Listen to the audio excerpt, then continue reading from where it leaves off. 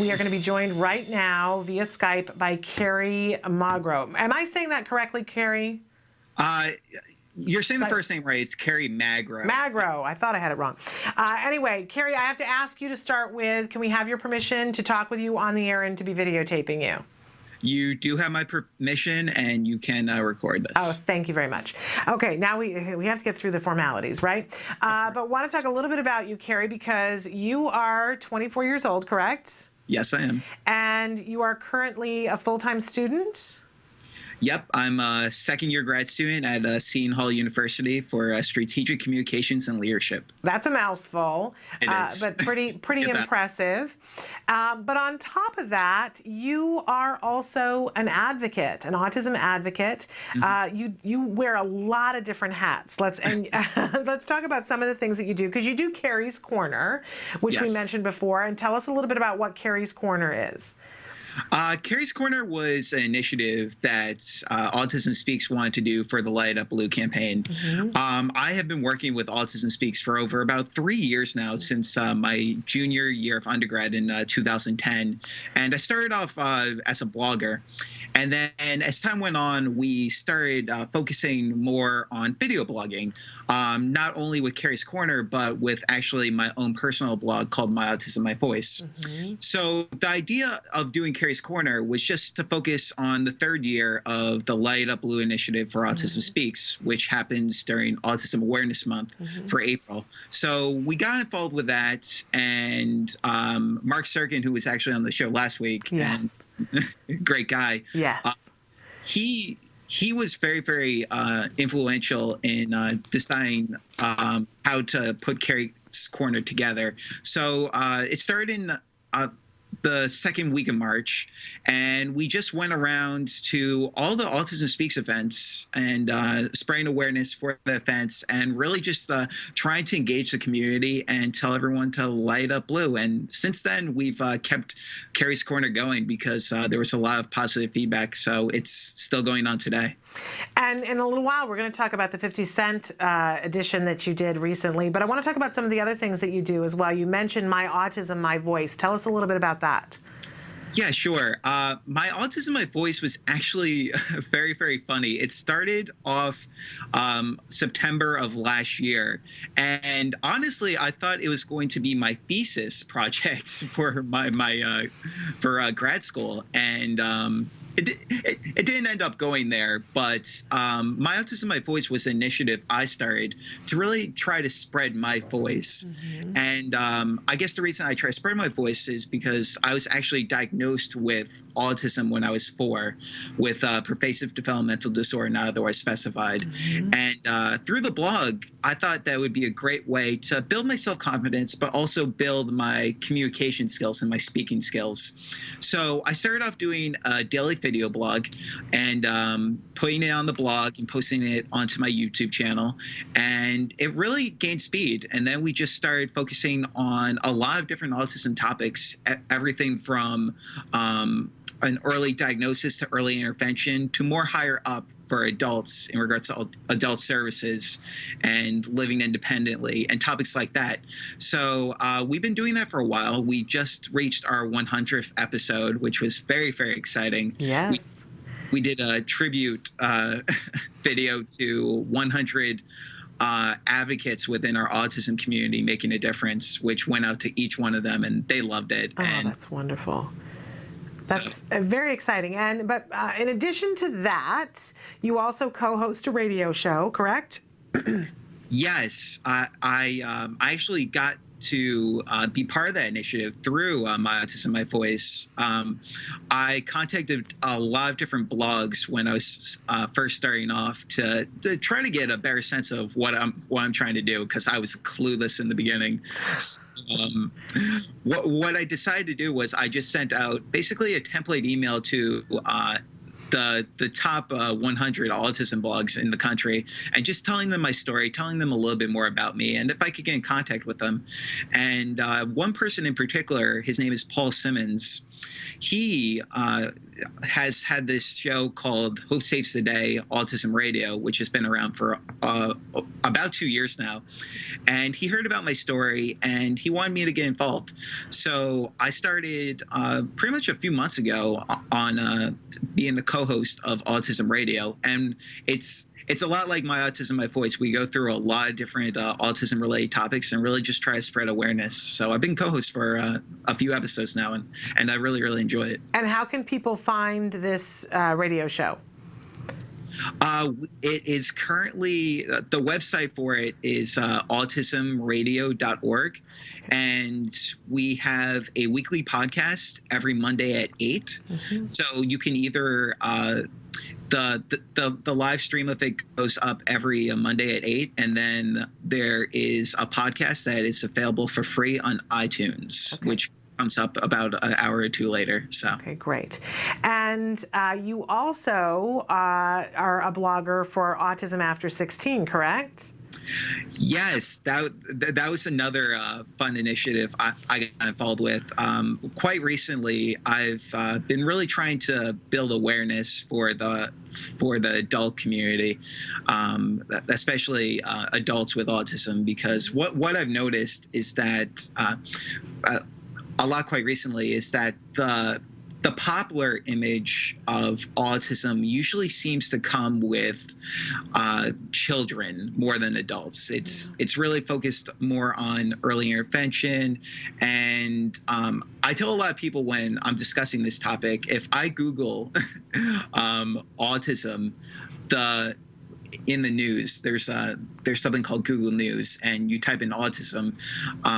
What I see usually every day, because I try to keep up with the latest developments in the autism community, is I see about one or two adult stories with autism, and then about like 23, 24 kids with autism. So, I mean, I'm an adult with autism.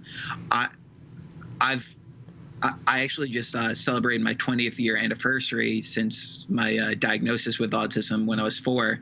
And I'm really trying to make people understand more about what adults need in regards to services and independence and living accommodations and everything.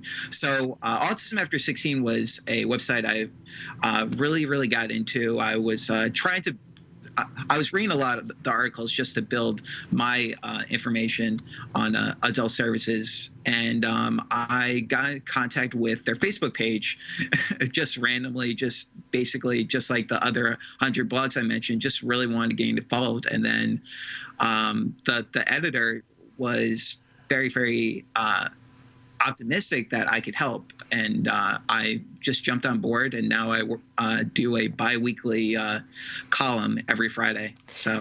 Well, I just want to know, Kerry, how do you have time for anything else? If you're a full-time graduate student and you got all these other things going on, you're pretty busy, huh? I usually tell everyone that most of it's completely like social media. So with that, I've grown a lot of abilities in multitasking. Yeah. I mean, like, I won't tell you how many times I'm doing a blog where I'm also like reading another story and I'm just letting my fingers type away while I'm reading something else, or trying to keep up with my friends and like Skyping them and doing all this. So So you're a great multitasker. I've been trying to be. Okay, pretty fascinating. We're going to take a little bit of a short break, and we're actually going to show a clip of some of the stuff that you do. And when we come back, Kerry, we're going to ask you about your early years with PDD-NOS and what it was like for you, because it's not every day that we get to talk to somebody who is an adult and is dealing with this. So there are a lot of questions that we have for you. So we're going to take a short break, but we're going to be back with Kerry in just a minute. But take a look at some of the work that Kerry does.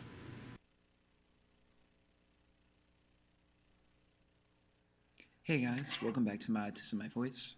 For this episode, I wanted to talk about when people assume that you want a cure.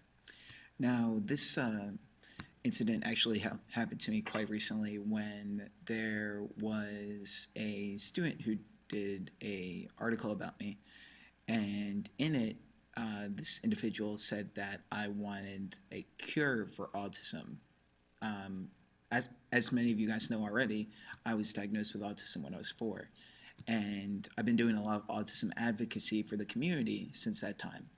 And one of the big things that a lot of young kids, especially a lot of young individuals who are my age, think is that when I'm spreading autism awareness, I'm looking for a cure. And that's not true at all. When I spread awareness for autism, I'm trying to really make people understand what autism is, try to accept autism in our society more, and also at the same time just hope for a better day through treatments and services. I think the whole cure thing is something that is a very heated topic within our autism community, and I feel like it's something that needs to be pushed aside, and we really just need to focus on the facts.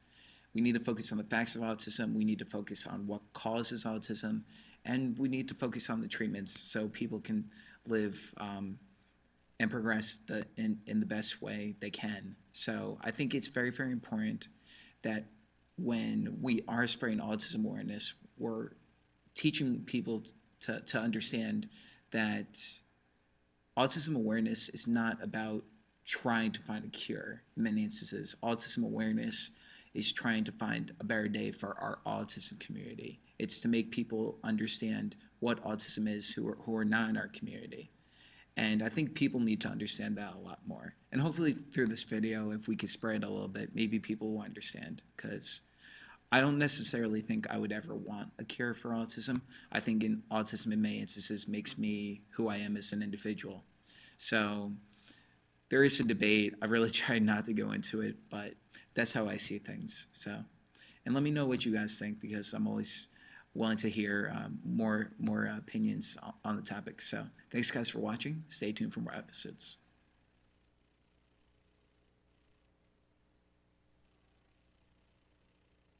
Our special guest right now is Kerry Magro, and that was him talking on his My Autism, My Voice blog.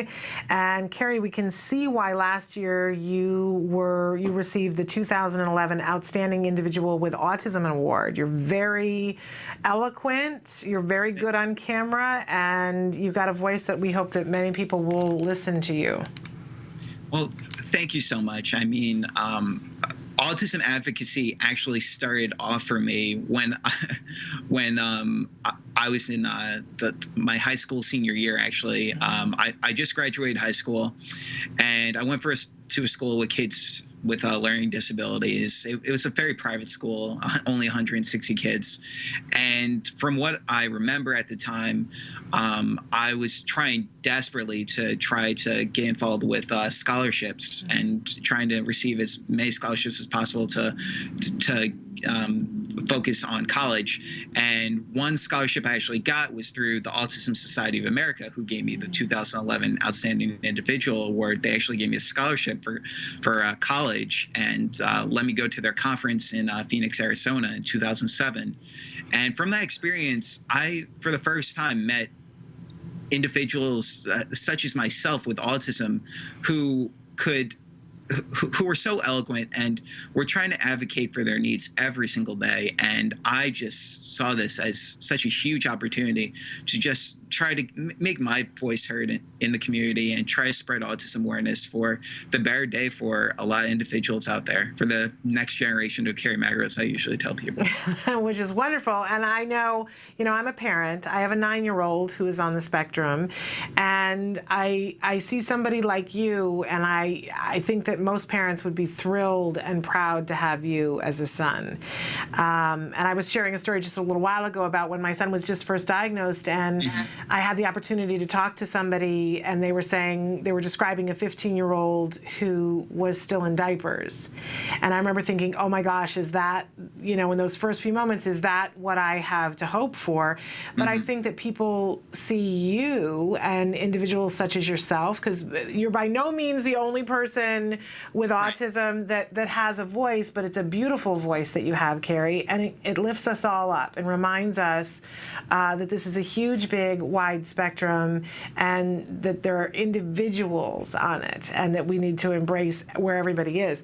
But Kerry, tell us a little bit about your early days, and what kinds of things did your parents see in you that led them to take you to get a diagnosis of PDD-NOS? One of the biggest signs when I was growing up was until I was 2.5, I was actually nonverbal. And my parents, specifically through that, saw that there was a big need to get me diagnosed. But also at the same time, I was dealing with a lot of different sensory integration issues. Different sounds, different touches, different feels would make me feel very, very uneasy.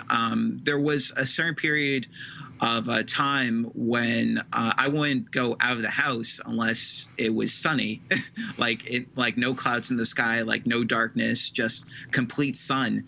And that would only be when it wasn't like windy outside, because if I just felt a little bit of wind, I would go into a crazy panic, because I was one of the big things they also saw was just the repetitiveness. They knew that I loved having a routine and being in an environment that was very, very complacent to what I needed. So from all of that, from the nonverbal to the sensory integration to a lot of more difficulties as well, they just decided that it was time to get me diagnosed. And honestly, at the time, autism was just very still unknown. I mean, the numbers for autism back in the day were around 1 in every 500 individuals. Autism in the early 90s, not 1 in 88 like we have today. Right.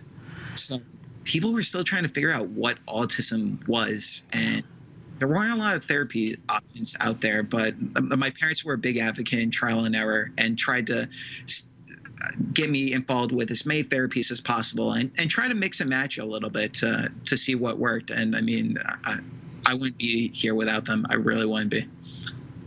Kerry, do you remember when you were younger and you would go outside and you would feel the wind and what it would feel like that would be so disturbing to you? Or is it just something that your parents have talked to you about? Because it's always interesting to me what our kids on the spectrum remember.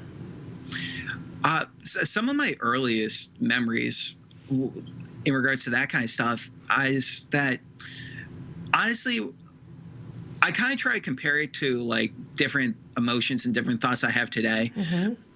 I would kind of compare it to almost like if I had like a cut from like playing a sport or something like that, I would know the pain was there, and I would be emotional to that.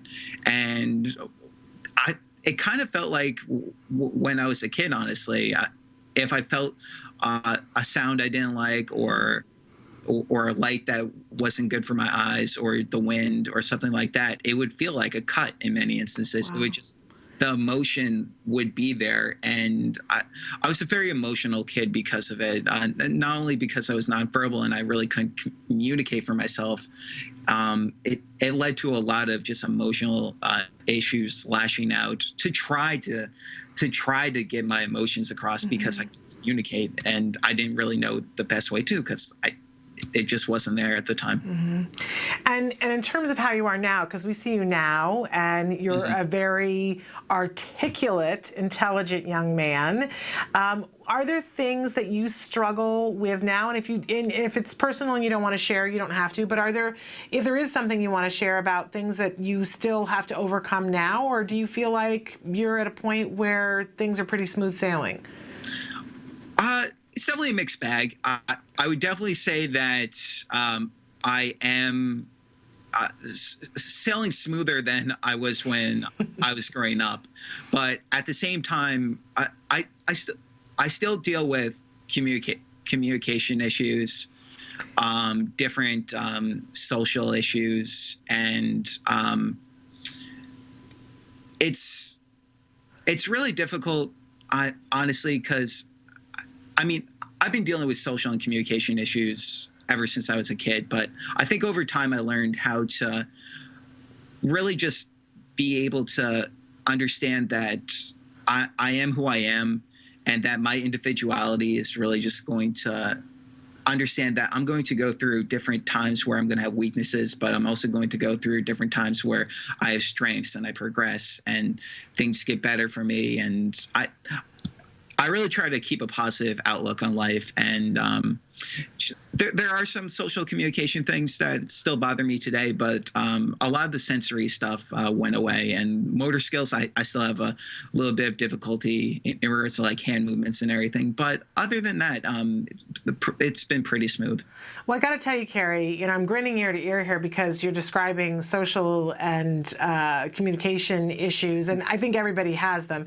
And, you know, we've only known each other through email and now this interview, and I have the opportunity to be emailing with people all over the world and doing these kinds of interviews, and I got to tell you that most of them don't do nearly as well as you have done in your communication and in the interview.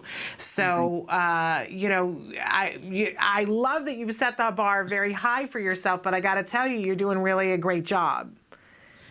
Well, thank you. I mean, it's been a long time coming, but I mean, I just try to take every day in stride, try to keep a positive outlook on life, because I think that's so important. And I really just hope for a better day for the autism community and just try to push hope.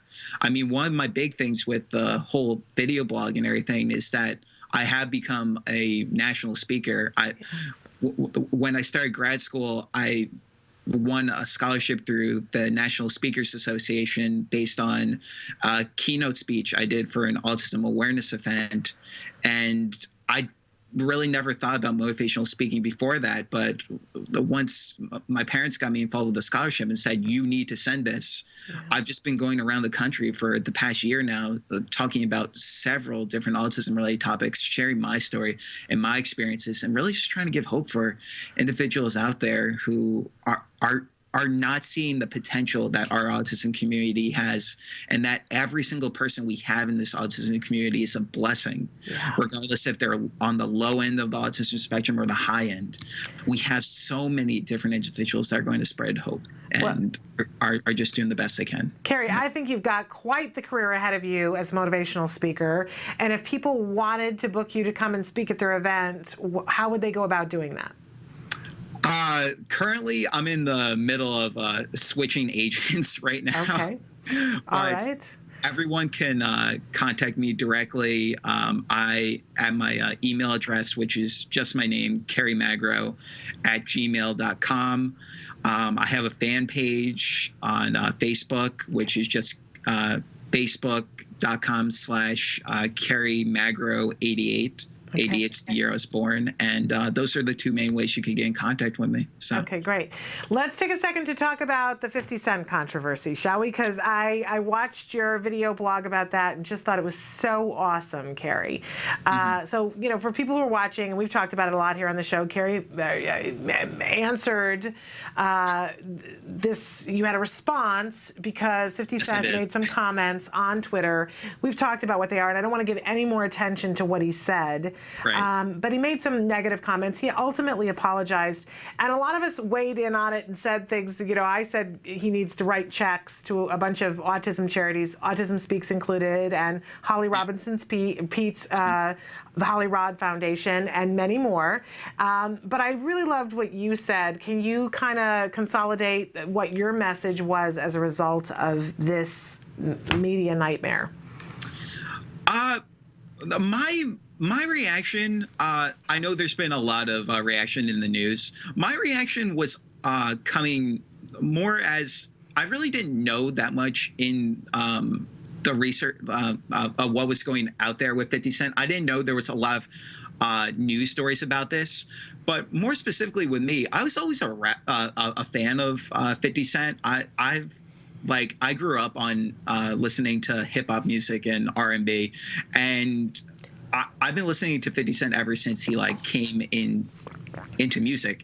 And when I saw his Twitter comment, I actually directly saw his Twitter comment, and I saw what he said, and I couldn't believe someone with that much following, who can be scrutinized for even the smallest little thing you say, said something like that, with the numbers we have in our autism community today, and with how so many different individuals struggle with this autism every day, it was hard for me to see that. And I just wanted to do a response to let people know that this wasn't okay, and that he did have an opportunity to really take his following, because he has around 7 million followers on Twitter. He has that ability to go out there and apologize for his mistakes, and then also do awareness campaign. I mean, we are dying for celebrities in the community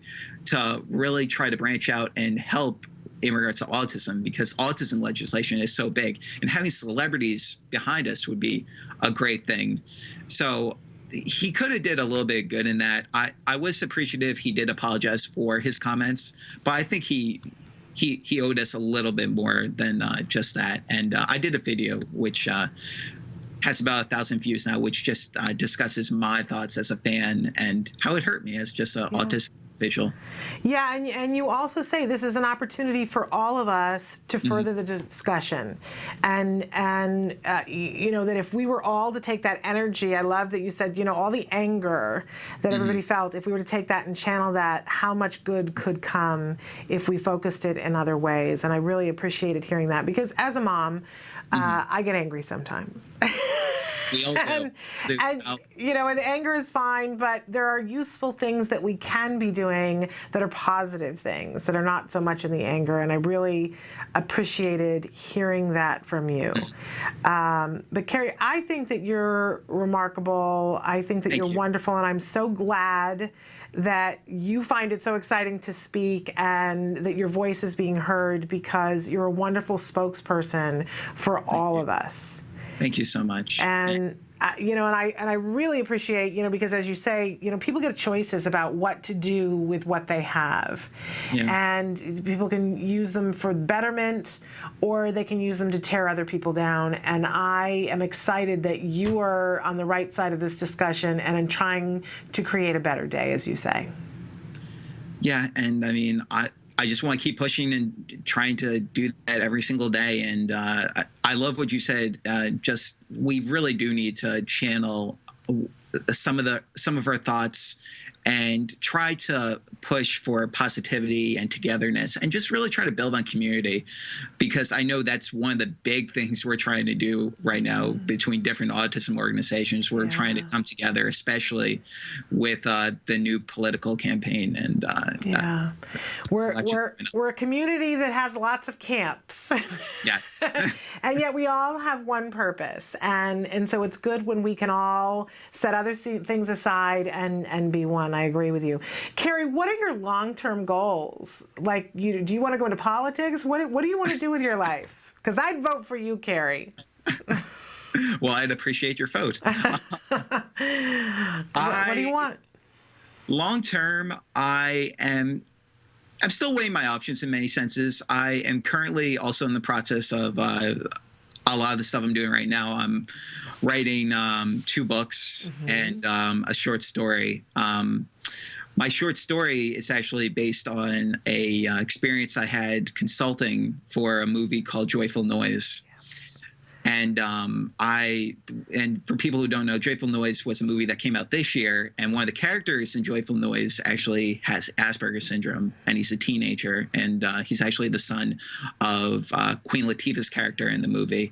And I got to consult because the character did have Asperger's, and they were trying to get as realistic as a portrayal as possible. So I actually got to do a rewrite of the character, and got to meet with the movie director over lunch one day in New York for about 3 hours, and just give him my thoughts and my ideas. And I actually got to go down to Hollywood last January to see the screening of the movie with all the stars there, and I got a credit at the end of the movie. So so my short story will be based on how theater has influenced my life, because one of the I had growing up was being able to be on a stage my parents knew that was one of the passions of mine. So that's really one of the ways I gained motivational speaking skills also, over 13 years of theater training over my life. So there's that. And then the two other books, one is going to be based on my college experience and helping individuals with learning disabilities. And then the other is actually a transcription of my blog, My Autism, My Voice. So I have a lot of stuff I'm doing right now. But okay, you do. You certainly do. Well, Kerry, we are in Los Angeles, and I know we just missed you because you were in San Diego.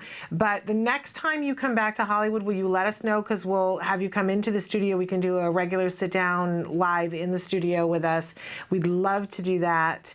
And who knows, maybe we can, hook you up with some fun things going on here in Hollywood.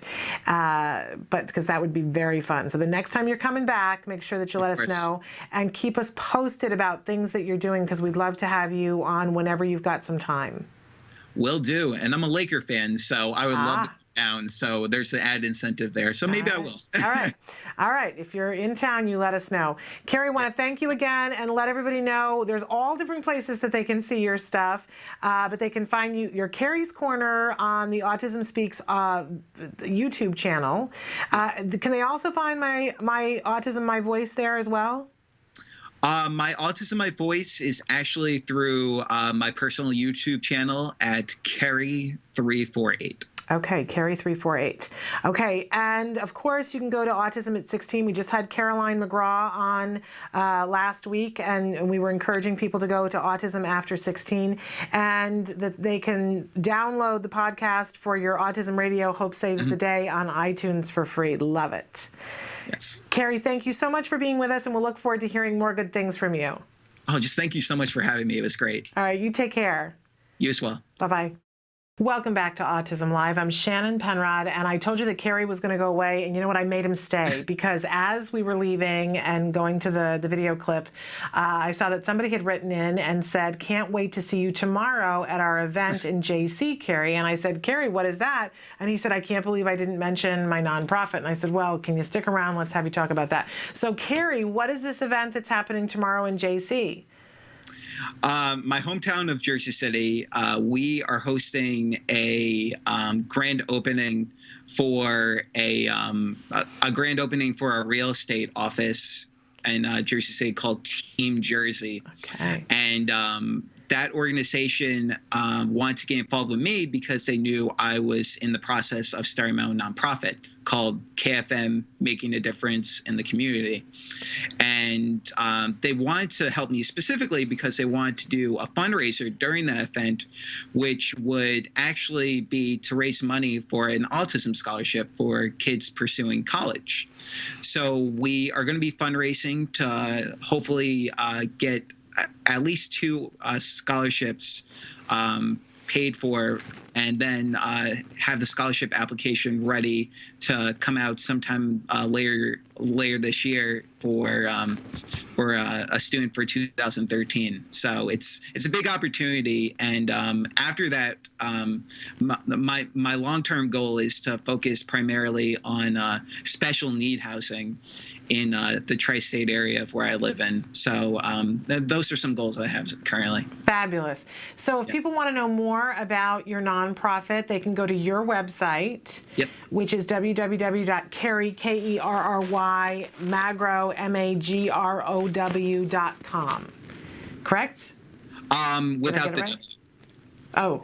Just MAGRO. Oh, okay. Very important. I'm blowing it left, right, and center here.